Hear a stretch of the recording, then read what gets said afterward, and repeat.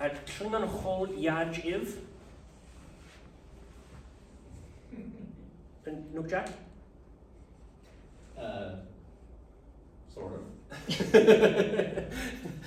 This is not going to be, I'm not going to speak in Klingon the whole time. I thought it'd be funny to maybe present it that way. This is definitely an intro to Klingon grammar here. And we're not even going to talk very much about vocabulary. And if you really want to get involved with Klingon, I'd love to have more Klingon speakers in the area. So if you want to get involved with Klingon, please reach out. But I'm not going to be teaching you conversational Klingon. That's not the point of today's exercise. There is a Duolingo Klingon app. On the Duolingo app, you can learn Klingon, and I use it every day. And so there are other ways to learn about the Klingon vocabulary and get practice with conversational Klingon. But we're going to talk about the grammar of Klingon language today. But we're going to talk about it partially from a programmer perspective. But I want to emphasize this is a discussion about the Klingon grammar today. If you think this is a programming exercise and I'm like trying to sneak something else in, we're not going to be learning very much about programming here. So feel free to leave, that's not what this is about. We're going to talk about grammar and linguistics from maybe a computer science perspective. And I'm going to presume, how many of you are programmers or know what programming is? Wait, you didn't raise your hand. Do you not know what programming is? But you're just not a programmer. Yes. Okay, well, I'll try to help you out to make it reasonable for you to understand, but I'm going to be focusing on teaching things partially from a programming perspective, but I'm also going to go from a linguistics perspective as well. As I've been learning Klingon and programming, my understanding of linguistics is improving. And I find that learning Klingon helps me be a better English speaker and helps me be a better programmer, but mostly from a linguistic perspective. And it helps me more be a software engineer than a programmer, but that's a separate discussion. Okay, so, why am I not? Okay, so I'm going to use some notation here. If you see this yellow syntax here, this is called Backus-Naur form, which is how computer scientists talk about language. And when you see the definition of a programming language or a query language or any type of a computer language, you see it defined in this format. And that's how I think about language now, because of my being raised in software engineering and building software and designing languages and stuff. So I think of Backus-Naur form as how language ought to be described, and good luck writing a Backus-Naur form for English. It would be a pain. I have written a Backus-Naur definition of the Klingon language because I think that's fun, and the Klingon language grammar is simpler than the English grammar. Partially because it was invented by a human, and he had to think about these rules, and English's rules aren't very sane. Is sane the right word to use here? English is a bad language. I speak it fluently and I don't even think about grammar as I'm speaking. Unlike when I'm trying to speak Spanish, I have to think about grammar a little bit. And I have to think about grammar a lot when I'm speaking in Klingon because the Klingon grammar is so different from other natural languages I speak. Orange is what I'm going to use for text that I'm going to be talking about linguistically. So in red, I'm going to be describing stuff, but if you see it like this, using sans serif font, it's in English, and I'm going to put quotes around it. So this sentence is in English, and we're going to talk about that as a sentence. In Klingon, I'm going to use a serif font, and I'm going to put the little squiggle brackets around it. And that's so that you can see at a glance what I'm talking about. It's really important in Klingon to use a serif font because the capital I is different than the lowercase l. And the Klingon romanization of letters, we're not going to talk about the Klingon, there's also a separate alphabet that's used. I'm not doing that here because they're not in Unicode and it's really a pain to type in that, but also because it's easier for other people to understand. And I don't read that very well myself. And so the capital I is different than the lowercase l. Capitals matter. There is a capital Q and a lowercase q. They're different letters in Klingon. The difference between I and kai. There's a few different, we're not going to talk about phonology very much today, but sometimes I'm going to write code, and I'm going to use monospaced font for code. So this is just how the presentation, I'm not going to talk about that too much, but this is what's going on. Okay, so a sentence in Klingon, I'm going to pull out parts of the BNF. I referenced it on the previous slide here, where the full BNF is available. And I'm going to pull out pieces of it, and I'm going to talk about things from a simplistic perspective. There are more complex sentences, but a regular sentence in Klingon is adverbs, and then objects, and then a verb, and then a subject. Klingon doesn't have the concept of prepositions as English or Spanish does. But the weird thing here is object, verb, subject. And the adverbs and objects and subjects are optional and sometimes can be implied based on what's going on. So from a programmer perspective, if you've designed languages, then you get verbs are an infix operation. So like the binary plus operator in most programming languages adds two things together, and it's infix, and so it goes in the middle. And so the plus operation in programming languages is takes two operands and it adds them together, and it's infix because they go on either side. So if you're familiar with infix operators in C or C++ or any programming languages, verbs are an infix operator in Klingon. And so you can think of it like it takes the object and the subject, and the object is first, which is opposite in English. So for example, I'm going to give a little bit of vocabulary here. Chod is the noun for captain. Duj is the noun for ship, and bev is the verb to lead. So in that sense, we've got I want to emphasize that object, verb, and then subject. So duj, dev, chod. Dev is the verb, it's to lead. Duj, dev, chod is the captain leads the ship, which is, in English we say captain leads ship, and the subject is first, the thing doing the acting is first, and the object, the thing that is being acted upon, is last. The captain leads the ship. In Klingon, it's opposite. The creator of the language, there's a bunch of different ways to do languages, whether the subject is first or the last or in the middle, and I think he surveyed the languages and discovered that this was the least common amongst all languages that he could discover, and so he decided to pick it because it was the most alien sounding. And there's a lot of decisions that are made in Klingon to be alien sounding and alien feeling, and that means I have to think about grammar a lot when I'm translating things in my head because I don't speak it natively yet. And so I have to think about these things, and the subject and verb order is swapped. So duj, dev, chod, the ship is led by the captain. Is maybe a literal translation for that? Duj, dev, chod. Everyone say it with me. Duj, dev, chod. Chod. Yeah, that's a so they have these. The capital letters mean they're pronounced differently than you might think of, especially from a romantic language perspective. So this isn't duj, dev, chod. Duj, dev, chod. It's duj, not duj. Duj. The tongue is in the back of the mouth on the D. Duj, dev, chod. I heard a good H over here. I don't think I heard it anywhere else.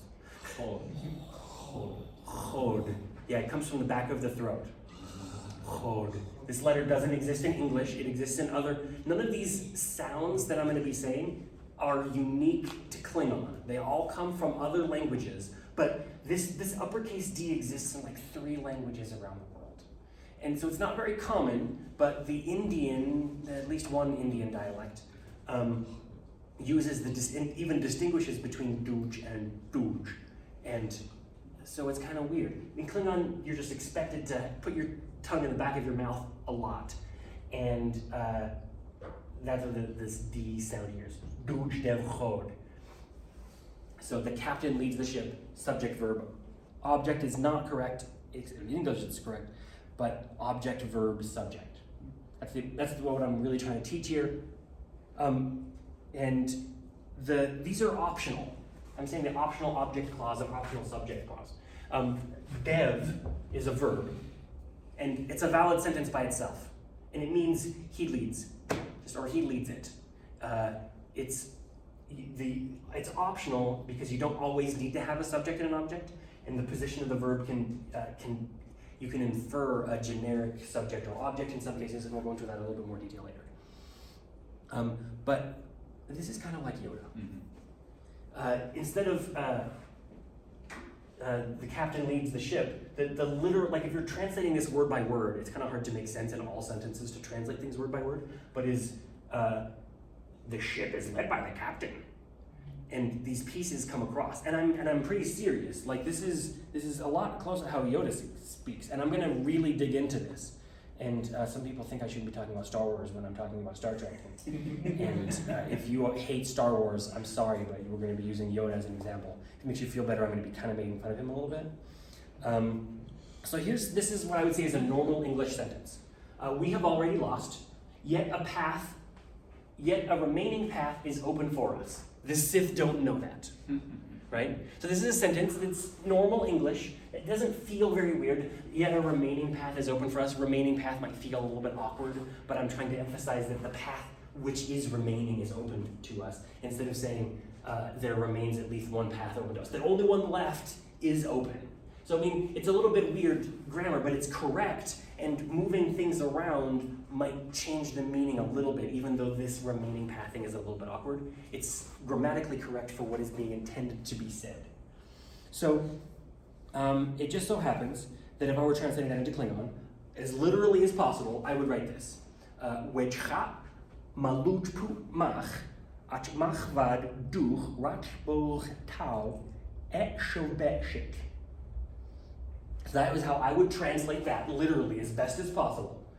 And there's a lot of words here, and I'm gonna take this apart one by one. Again, this isn't a vocabulary lesson, but if we translate them word for word, you can see that each of these things directly corresponds all the way down. And if we break it down into pieces, it's Wechha malutpu mach at machva duch ratboch tau et shobeshik.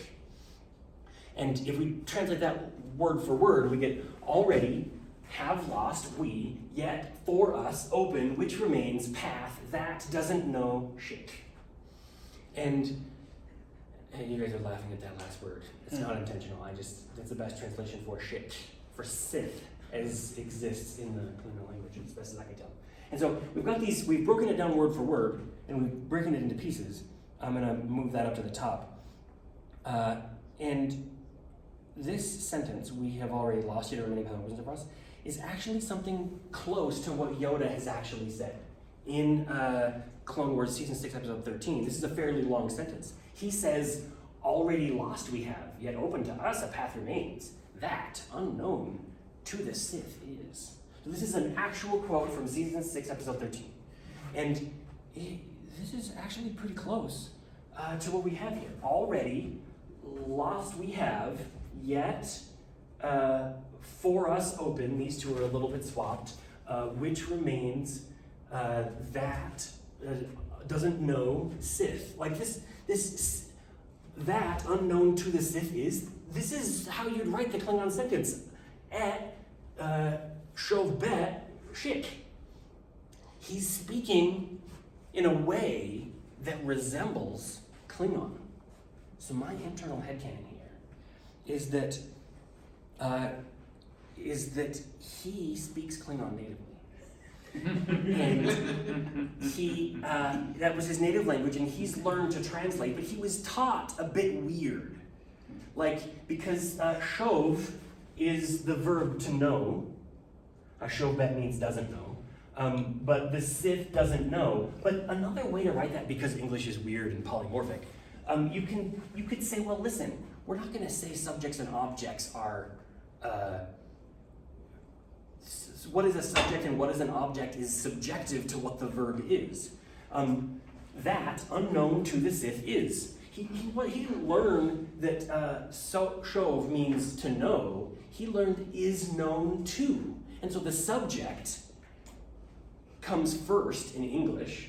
And so he learned that all of these verbs, the shov verb, it's not really known, it's is known to. And so that's why he speaks so weird, because he always uses the known to, what we call passive voice in English. It's passive because we're swapping around the object and the subject. It's a bit more, passive voice is a bit more complex than that.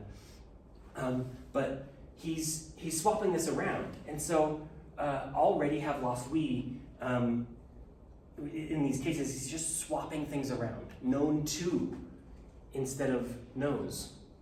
And so that's really why Yoda speaks really weird. It's because he speaks Klingon. We just don't hear it on the screen because he's trying to speak in English for our benefit. Because most people don't speak Klingon, let's be honest. Okay, so other things about Klingon here. Klingon is a constructed language. And what that means is that some guy made it. He built it himself. It didn't evolve naturally over the course of millennia, or that's not, over the course of centuries like English did. But somebody built it. And so that's what constructed means. It's a real language. Klingon is a real language. Anybody who tells you it's a fictional language is wrong. It's a real language. People speak it and people can communicate in it. It's real, but it's constructed. It is associated with a fictional universe, but it's a real language, just like Elvish, Quenya, and Dothraki and Na'vi from other fictional languages. They're constructed, but they're real languages. Examples that aren't real languages that are fictional languages are basically anything in Star Wars. No real languages there. They're just, whenever they say Uda Guta Solo, nobody really knows what those things mean. Somebody might have translated, there might be some unofficial languages that people have started to make. When they're speaking in Star Wars, they're not really speaking in a real language. They just want to have something that sounds funny, but they're not real languages behind them. So that's what I'm calling the distinction between a fictional language and a real language. And we can talk about English and Spanish are different than Klingon and Na'vi because they're constructed. They're made by humans. Right? I'm going to talk about that specifically because Klingon is a polysynthetic language, which means it is synthetic in more than one way. And synthetic from a linguist perspective, when a linguist talk about the word synthetic, they do not mean constructed. We're going to talk about a couple of ways in which Klingon is synthetic, but it's synthetic in more than one way, but it's a different definition entirely from constructed. So a noun word is a noun and then some number of suffixes. And a verb word is a verb prefix and then a verb and then some number of verb suffixes. And Klingon verb prefixes are linguistically fusional. We fuse them together. And so in Spanish, I am going to guess a couple of you speak Spanish, but maybe that's just because I'm judging people by the color of their skin. But also lots of people in Utah speak Spanish for various other reasons. I speak Spanish pretty well, but not nearly as well as I could. But I understand, and I've been trying to understand the grammar here. If you're familiar with Spanish, Spanish suffixes are fusional. They mean more than one thing. So if I say como is different than como, you can tell me what that means. Anybody who speaks Spanish? Como means how, right? No, I'm talking about to eat. Oh. Como and like como. Matter. What? So Yeah.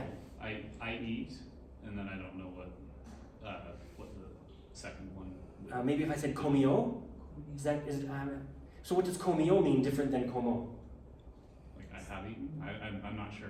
I don't know that much Spanish. Okay, so, but the suffix there denotes a few different things in Spanish. It tells you who the subject is, whether like the arity, like whether it's a first person or plural or singular or things like that.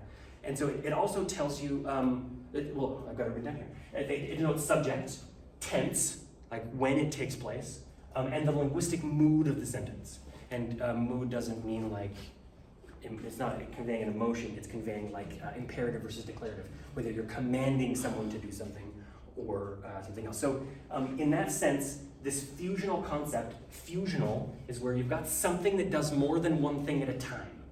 The Spanish suffix is fusional. And so as a result, Spanish is partially synthetic because the suffix does more than one thing. English is really hard to talk about. It's because I don't know the English grammar as well. I've studied Spanish, and so I know Spanish better. There might be fusional concepts in the English. I don't know. I can't speak very well about my own language. And Klingon prefixes, specifically verb prefixes, which is the only thing that really matters, Klingon prefixes are also fusional. They denote the subject and object, if there is anything, as well as the mood, the linguistic mood of what's going on. So, I've been talking about it from a linguistic perspective, but as programmers, we can say that, hey, this is something that does more than one thing. You call functions all the time, and sometimes functions do one thing, sometimes they do more than one thing. So, calculate late fee and interest. We could talk about what that does, and it's doing two different things. The prefix lu in Klingon does more than one thing. This is code that you could write for various different things. Verb, apply the subject, third person plural. Also apply the object, third person singular. And apply the mood of declarative. And the mood and the subject are used in Spanish for suffixes, but they don't apply an object. The object that you're using in Spanish doesn't matter, doesn't affect the verb suffix, but it does apply the tense, and it doesn't apply a tense in Klingon. So if you say, do I have any examples here? I think I do. Yeah, so ludev in this sense means they lead her, but it doesn't apply the tense. So you could say dach ludev, now they lead her, or wahu ludev, yesterday they led her. The lu doesn't indicate anything about time, unlike in Spanish when you say comió, that is a past tense form of what's going on. So it feels weird to say prefixes are fusional, but it's not that weird because Spanish is just as weird. The verb suffixes denote three things. Klingon verb suffixes denote three things, two of which are the same, one is different. And so it's weird to think like, well, ludev, as a sentence all by itself, conveys they lead her. Another reason, I am going to point out that Klingon does not have a grammatical gender. Spanish does, where noun suffixes denote a gender between either a human or a non-human object, where everything has a gender. And Klingon doesn't have such a thing. There's a pronoun in Klingon for people, but there's only one. And so I can say my pronoun is rach. So if you're going to refer to me, you can say rach, but that's going to be the same for everyone. There's no grammatical gender, so everyone's pronoun is rach. So if you go to a Klingon convention, they might hand these little ribbons out that you can put on your thing, but it's the same for everyone. Okay, so we talked about synthetic.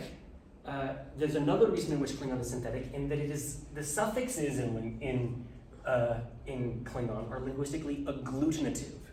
And if you're familiar with German, how you can just like keep combining things together, German is agglutinative, and Klingon suffixes are agglutinative. And so, for example, if I'm writing the BNF for verb suffixes, you can say the verb. The verb word is the verb prefix, then the verb suffixes. The suffixes are, there's the verb 1 suffix, and then there's the verb 2 suffix, and then there's the verb 3 suffix, and there's 9 potential different verb suffixes, and they all have to be in order. And so you can't put a verb 4 suffix before a verb 2 suffix. That would just sound weird. It's just like non-grammatical. It's bad grammar. And at first when I was learning this, I was like, that's weird. Why would the order matter? Like, why is there a rule about order? But Mark Forsyth, a linguist, said this, and I really love it. Adjectives in English absolutely have to be in this order: opinion, size, age, shape, color, origin, material, purpose, and then the noun. So when you're applying prefixes, or when you're applying in English, you're prefixing adjectives to nouns. They have to be in that order. So you can have a lovely little rectangular green French silver whittling knife. But if you mess with that verb order in the slightest, you'll sound like a maniac. I mean, I made a slight mistake. It almost rolls off the tongue most of the time. Lovely little rectangular green French silver whittling knife. And because those things have an order in And you have to do them in order. If you say a lovely little old French green whittling silver knife, wait, what are you talking about? That's just weird, and it's harder to take it apart. English is weird. English has these rules about order of things, just like Klingon's verb and noun suffixes. So you might think it's weird, but it's not any weirder than English. It's just I don't think about that as I'm speaking English. And native Klingons don't either because it's always done in the same order. So as a programmer, I like to think of agglutinative things as being like a long chains of functions. Like, okay, we've got the verb, wait, no, that's not a verb, that's a noun. The noun kar, which is mistake, and then apply the grandeur suffix of chom, which means to be small. Then apply the quantity suffix, which is may, which is more than one. Then the qualification suffix, tok, which means fake or pretend, or like a so-called is probably the best translation for it. And then the specification, which means my. And then a syntactic suffix, dak. So you can apply all of these things. So you can have a word, a verb, or a noun in this case, in Klingon that is char chom me ok wij do, dak, which means at the location of my so-called little mistake. So nouns can be combined together. It's been pretty quiet. Is this all making sense here? I haven't really given very many practical examples of what's going on, but we're taking things apart bit by bit. So next is nouns, and nouns get combined together. In English, we combine two nouns together. The color of my house, and we use prepositions to denote meaning and how things combine together. In Klingon, you just put a space between two nouns, and that applies an intrinsic meaning between them. And so when you combine them together, we've got two things. If you remember earlier, chod is the word for captain, and duj is the word for vessel or ship. So chod, duj, there's a few different ways you could translate that by combining them together. The ship of the captain. So you could think of it, it's kind of like the Japanese no, which when you put together, it's kind of like the of, but in reverse order, if you're familiar with Japanese. But choduj means the ship of the captain. And that you can almost always put the of the in there. Sometimes it sounds a little funny, but the meaning is fairly well conveyed by if you've got two nouns together, just put an of the and swap the order. And that's how nouns get combined in Klingon. Sometimes you can say things like captain's ship. The ship of the captain and captain's ship means the same thing. But you can't always do this because it doesn't always make sense to say to do this. I'm trying to think of any good example off the top of my head. And like the dog's color makes sense because it is a possessive. But there are cases where it doesn't make sense. And so this is very helpful, especially because it's choduj, the captain's ship. That makes sense, but you can't always say it that way. However, as a programmer, one thing that helped me be a lot better as a Klingonist, one more thing. Sometimes the same captainship, neither of these make sense as much, but when you put them together, captainship, that doesn't make sense for this particular example, but it does make sense in others. Like a dog house, you put those things together and sometimes that makes sense. A baseball field, which is a field of baseball, but baseball field makes a little bit more sense. But as a programmer, I find that it's the dot operator. The way you combine two things in Klingon is you just put a dot operator. Captain.ship. And you've got an object, you built an object, and there is a captain. And if the captain has a ship property, or you imagine what the ship property of a captain is, then all of a sudden, this works in almost every single circumstance. It works better than any of these other three. So as a programmer, it's really easy for me to think, captain.ship. And it's partially like object resolution. It's not the it's not the captain of the ship. It's the ship of the captain. And when you're resolving things in Python or JavaScript or C or whatever, chod.duj is the object that results is the result of this function call or this property for duj. And so this is what's going to be applied because we've got this, the verbs are infix operators, remember? So, choduj dev, the ship of the captain, choduj dev, which means he leads the ship of the captain, or he leads the captain.ship. And so this dot operator, because I am familiar with a lot of programming languages, and I do this type of a thing all the time, and I don't even think about typing any, I don't even, like, okay, well, as I'm typing these things out, I just do the properties. And the way that resolution happens in all of these programming languages is identical to how it works in Klingon. And so this helps me try to speak Klingon, because I just have to just put those dots in as I'm translating in my head, and it works out really well. So, chod daluj, find the captain, and then get his vessel. Bam, it's the vessel that we're talking about now. And so, if you're a programmer and you're familiar with a dot operator, which I think is everyone but the guy who doesn't use programming, sorry, it's not going to be very helpful for you. But this is really an easy way for me to remember and to just think, not even remember, it's just naturally part of who I am because I've been programming for so long. And that's what I just said. So that is the intro to the Klingon grammar. But I do want to give you a lot of opportunities to ask questions about what's going on. So pit is it is finished, or the end. And so let's talk about Klingon grammar. What questions do you have? How can we help? Seems similar to Japanese, is it not? I am not proficient in Japanese. It is similar to the Japanese no symbol. Do I have a? I may have it backwards, but I think it's this. No, I'm not doing that. Is that the Klingon? Is that the? Do I have it backwards? Yeah. Is it like this? Yeah. Yeah. Combining two nouns together. If you speak Japanese, it's almost identical to chod no duj. So if you're familiar with Japanese and combining together, it's almost exactly the same as this infix operator in Japanese.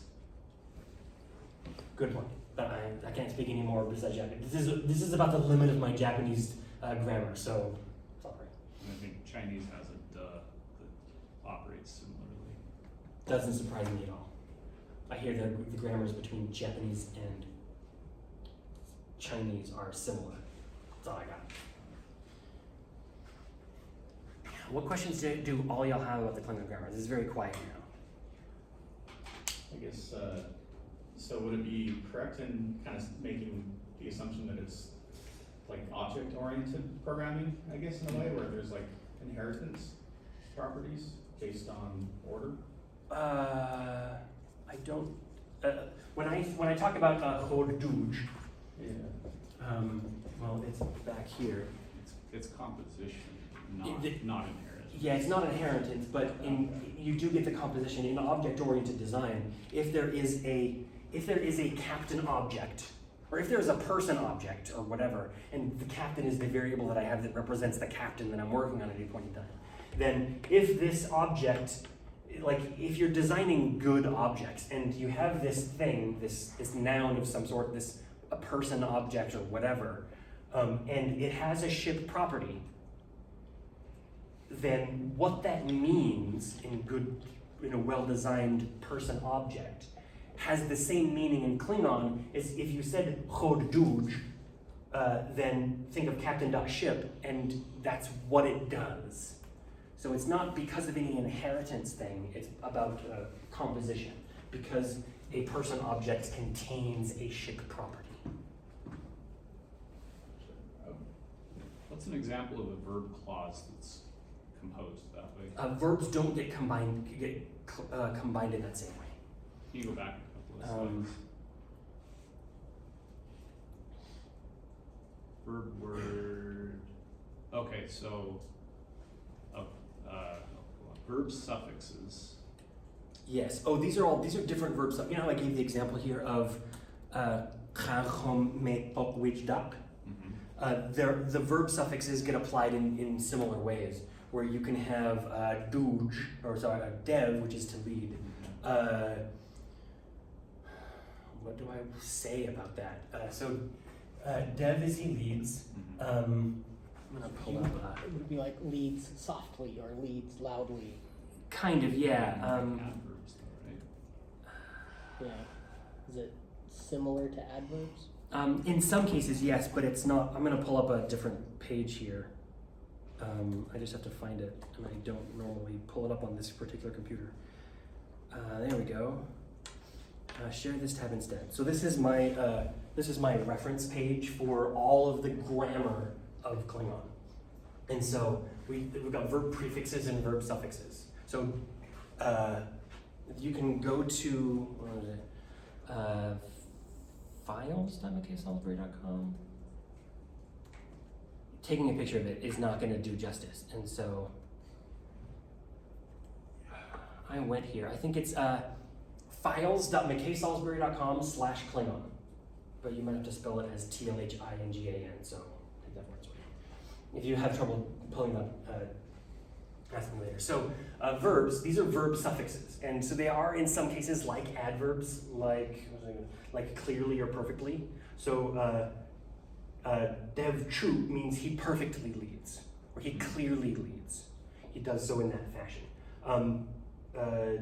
Dev bej is he certainly leads. It is, there's no doubt about that. Which is opposed to dev lao, which is he apparently leads the ship. You're applying an uncertainty.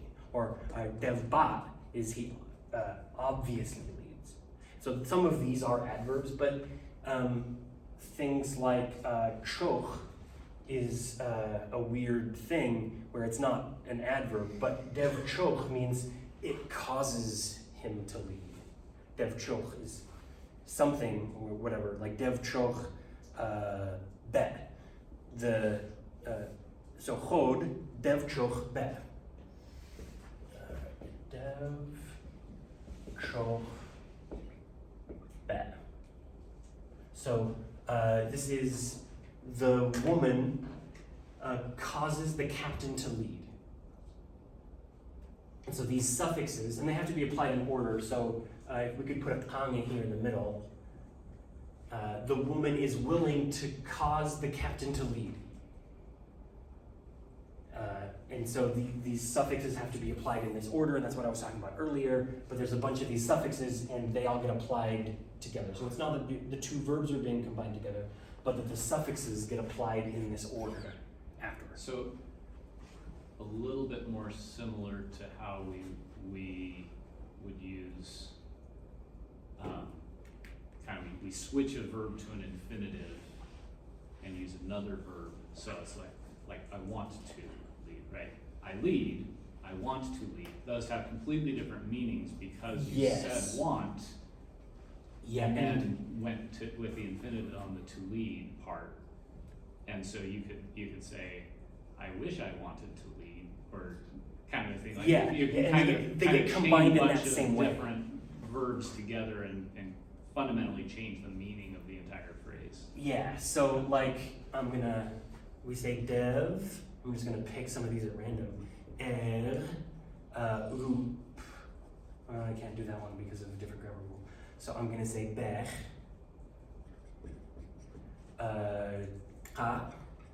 Let's just start here. So this is to resume to do something. Bech is to be ready to do something, and is to do something to oneself. So dev bech is to resume being ready to lead oneself. And that may not make a whole lot of sense. It makes as much sense in Klingon as it does in English.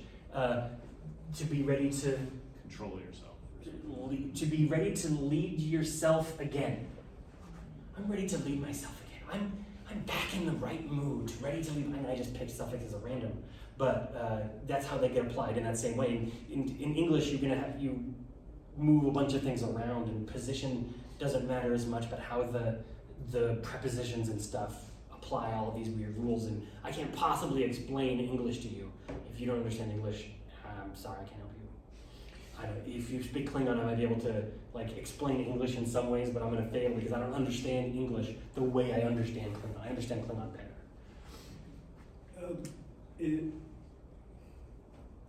In English, you break rules to make a point sometimes. How do you swear in Klingon? Oh, those are two totally separate questions. Which one do you want me to address first? Whichever one's more interesting. So you break a rule to you. It's very unlikely that you would be breaking these rules to prove a point. Okay. There are some things that you use to make a point, like there's 3 different plurals in Klingon. And in Spanish, there's 2 different plurals based on whether it's masculine or feminine. But in Klingon, there's 3, and they're for 3 totally different reasons. Beings capable of speech is pu. So chod pu. You'd say chod pu, which is captains, more than one captain. Captains are capable of speech, so you'd use that. But you couldn't say chod du, because that means this is the body part for plurals. So rope is hand. You'd say hands is rop du. And for everything else, you'd say me. So douj isn't a body part or something capable of speech. And so you'd say douj me. And so there is a rule in Klingon where if you apply me to something that is either a body part or a being capable of speech, it has a connotation of being scattered all about. It's like we're not talking about the speech capabilities or the body parts thing. It's the fact that they're neither of those 2 things, which implies they're spread. I'm not trying to say it makes a whole lot of sense. It probably made sense to the Klingons 1,000 years ago when this construct got developed, but possibly due to poetic types of things. But if I say chod me, I'm kind of not talking about the captains here in this room. I'm talking about to the captains all over the world, all of the universe. They're just spread around about. And so there are some things like that, but swapping the order isn't going to make sense. What was the example you used? I am ready to lead. You use the infinitive. Like it would make, swapping these around would make as much sense as I am ready lead to. I want to lead. You wouldn't say I lead to want unless I lead to wanting want, because that would mean very something different. right? And that doesn't happen because these things can't be swapped in different words because that just doesn't ever happen. It'd be like saying the lovely silver French whittling silver knife. It would sound funny, but people would probably know what you mean. It's a good question. And invectives. There are a bunch of invectives. A couple of the popular ones are patak, with a capital Q. Patak. Repeat it after me. Patak. Not petach, petak. It's kind of like a K at the back of your throat. When we did chod, we don't have the plosive. It's chod. But with the petach, you gotta put the plosives. You gotta build up some pressure back there and then release it with kind of like a K. Petach. We don't have a great translation for what that means, but it's something that you would call someone else that you are not happy with. Petach. It's useless or garbage. No, vec is garbage. Some people might wait, are you using the AI? Was that an AI telling you? No, I'm just going to use Klingon splash cards. Okay. It kind of might be a little bit similar to being useless or garbage, and there's some truth to that, but it doesn't really, it's just an incompetent fool kind of thing. Like, it's just a name you call someone. One of my favorite swear words that I use is chuvak. Repeat after me. Chuvak. So this is the same here, the capital Q. Chu. And the apostrophe is the glottal stop, which is the same as what an apostrophe means in Hawaiian and a few other languages. And then vak. And this is the TLH is one consonant in Klingon. The k sound. It doesn't exist in very many languages. Chuvak. It's kind of like a TH that you do at the back of your throat, and the tongue spills down the side to release the plosive. Again, if you're speaking with, I'm speaking as a linguist would speak, and programmers don't have to do this very often. But you build up the pressure, and then the sides of your tongue come down to let the release out the side, and that just sounds different. I don't know why that's a sound thing. Chuvak. The literal translation here is like 100 duties. It's not it's 100 duties. It's like, I've got 100 things to do. Chuvak. but it's not used. It doesn't mean 100 duties, but that's kind of like the origin of it. 100 quests, 100 missions. Chupach. And it's just like, chupach. It's not something you say to someone, it's something you say about your situation. There's also an infix invective, which is a lot like how English people do an infix expletive for things that I probably shouldn't say, like a no-ing way. The equivalent for that in Klingon is vite. It's just like, I'm so mad, and you add this in the middle of your sentence to just add that level of invectiveness. Does that answer your question about some common Yes. curses? Thank you. Yeah.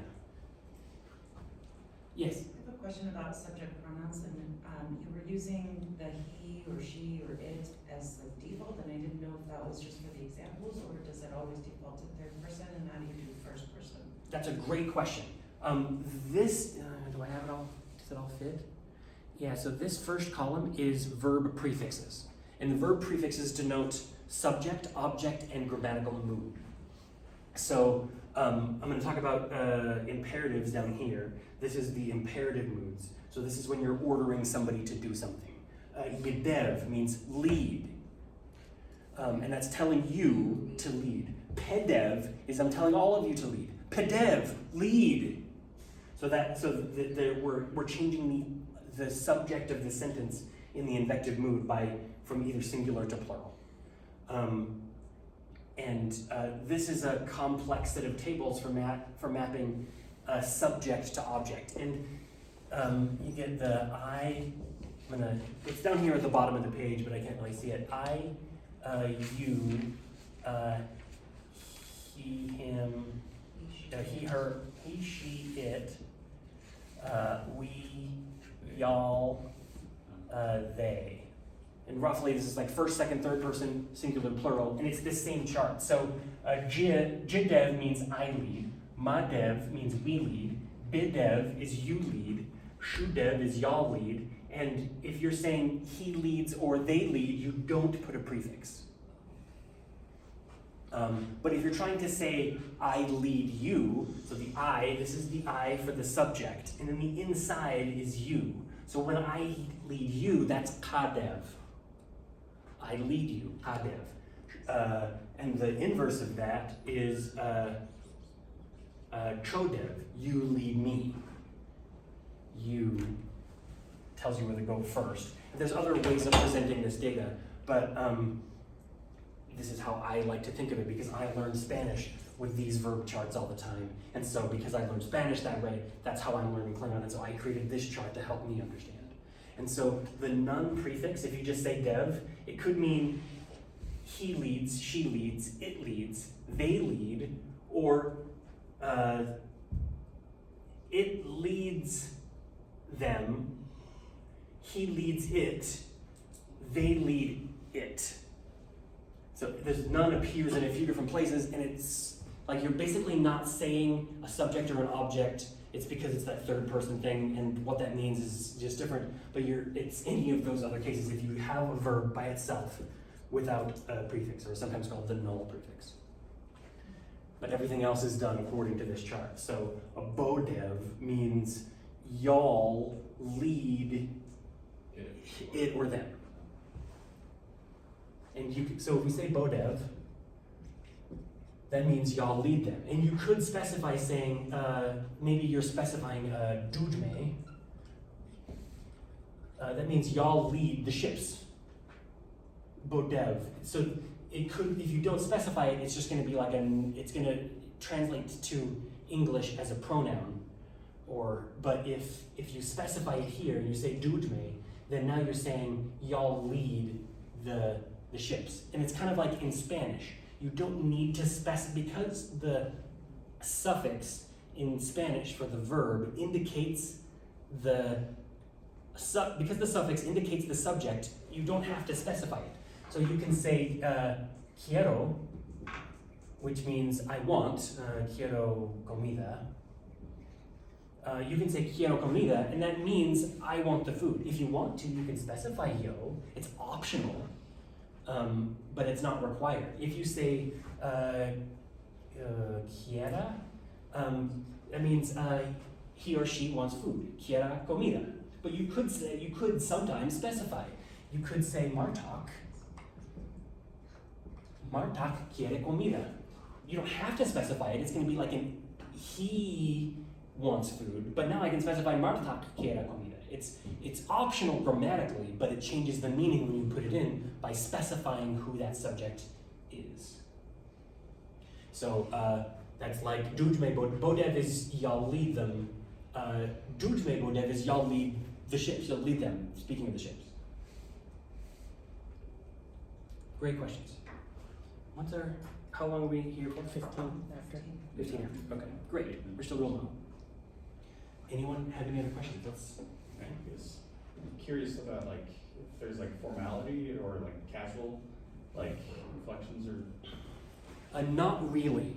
The only thing that matters is there is an honorific verb suffix for nesh, which you would use to someone. It kind of translates maybe as a your honor. You know, it's an extremely formal way of referring to someone. So if you're talking to a judge, you're probably going to be putting a lot of neshes in there in your verbs just to say, hey, listen, I respect you, I'm honoring you, and I'm deferential to what you're trying to say because I'm trying to show you that respect. Okay. So there isn't anything like that intrinsic to any of the grammar we've talked about, but there is a verb suffix for honorifics.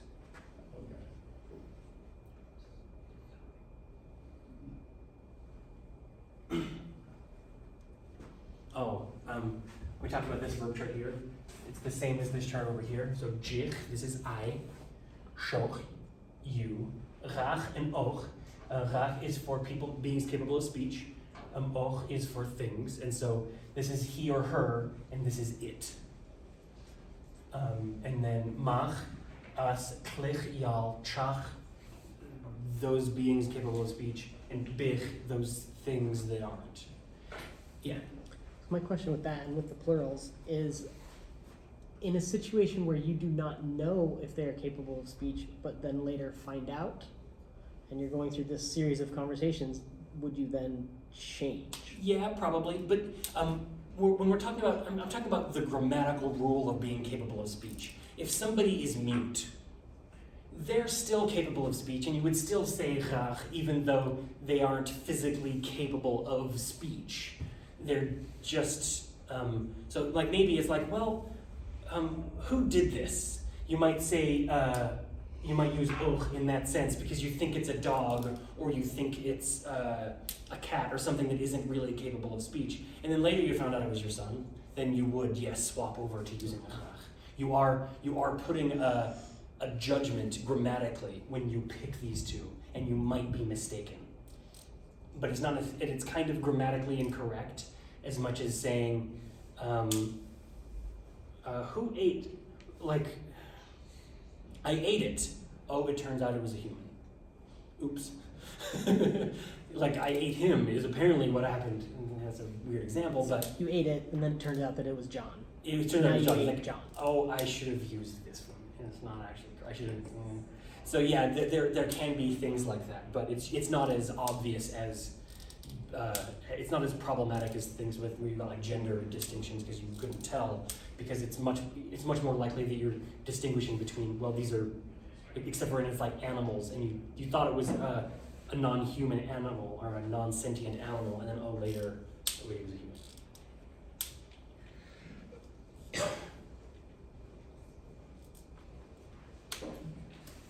What other kinds of things are on here that we could talk about? So pronouns are weird in Klingon. You can use them in the place of a noun, but they can also become verbs. So jich means I, so you could use it in a sentence like dev jich, I lead. Oh, well, you couldn't say, you have to say jidev, right? Jidev, I lead. This jich is optional in much the same way that the yo is optional in quiero. You're kind of emphasizing a little bit, I lead. Jidev jich, it's me, I'm the one leading. So in this case it takes place of a noun, but there aren't adjectives as such, there aren't grammatical adjectives. And there also isn't a to be verb in Klingon in the traditional way, like am is am, am, are, is. Those verbs don't exist in Klingon except for this construct. So if you say chod, jich,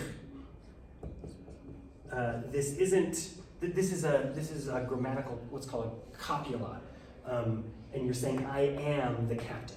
The translation here is I am the captain. So the verb in this sense is the pronoun, because pronouns can't act as verbs in copular sentences in Klingon. That's kind of weird, and I don't have any programmer-specific tips for things like that. Sorry, so I didn't include it in my slides. But chod jich means I am the captain. And so it's a pronoun, but it also acts as the to-be verbs, but not in the same sense as where you say tachpar tachbet, which means to be or not to be, because that's not to be in that same sense. In the original Klingon, tachpar tachbet means I continue existing, or to continue existing or to not continue existing, is a better translation than what Shakespeare wrote in English in 1600s. Because you haven't experienced Klingon. You haven't experienced Shakespeare until you've experienced it in its original. As we all. Is there actually like a full translation of Shakespeare into Klingon? I don't know about all of them. The Klingon Language Institute is going through them. They released Hamlet in the late 90s. Because that was the most important one, because it gets quoted in Star Trek 6. Tachpar tachbet. But they have been gradually translating some of the other ones, and there are a few people who just love doing that, and that's what they do. Midsummer Night's Dream, like the more famous ones, Romeo and Juliet, have been translated. Okay, interesting. Because you haven't experienced Shakespeare until you've experienced it, and it's original.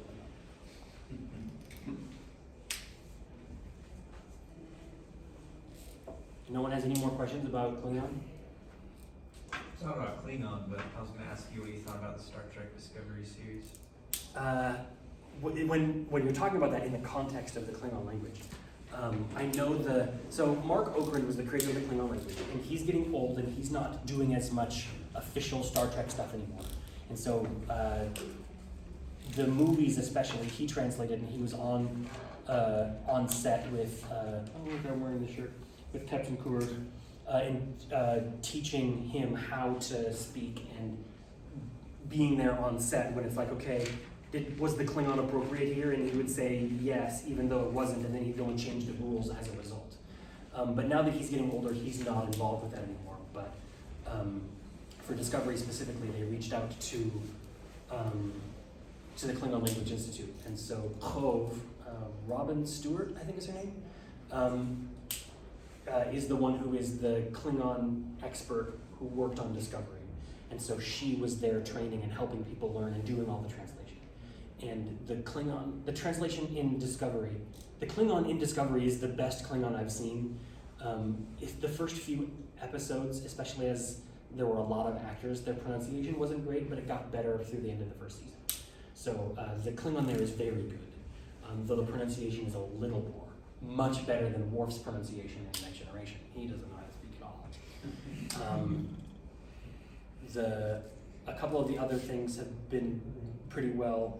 There's some Klingon in Lower Decks and in Prodigy that is also coming from the Klingon Language Institute, and their Klingon is also very good. And the pronunciation is generally better than the first couple episodes in Discovery, but Mary Chieflo really dug in and really learned Klingon, and so her pronunciation got really good by the end of the first and second seasons. Is that what you were asking? Yeah. Okay. So yeah, if you want to learn Klingon and really speak it, the movies are good and the later TV shows are good, but Next Gen and DS9 didn't involve people very well, and the translations are poor and the pronunciation is poor. I guess with like rhyming, I guess if you were to translate like, let's say poetry that has like rhyming in it, is that something that like, I guess I'm curious about like, if it's possible to rhyme in Klingon?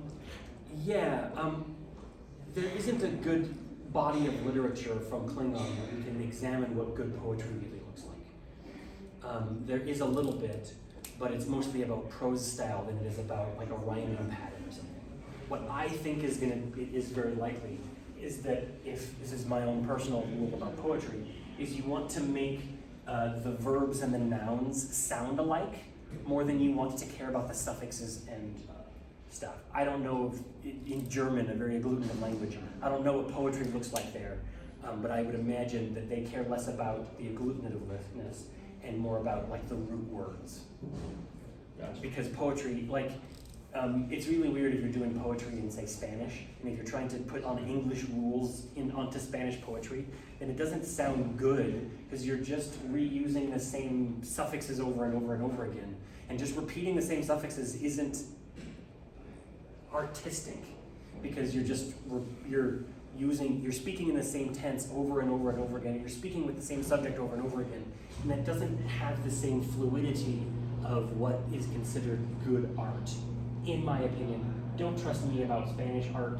Don't trust me about any art, and Spanish even less so. So that's just my opinion, but I think that it would be more of those types of things, like having verbs and nouns use similar vowels or consonants is probably much more likely than end of word matchings, because the ends of words are almost always going to be one of these 27 things, and so there's a limited number. I don't know how many number there are, but so that there's going to be less. And trying to keep on using, I think of something that would rhyme here, lu and do, like that's kind of a bit of a rhyme, but there's only so many things that end in an oot sound. So you're going to be limited. You're going to be limiting the things, and it won't be very expressive. Well, I think that's everything. We've got other people coming in. Thank you. Okay,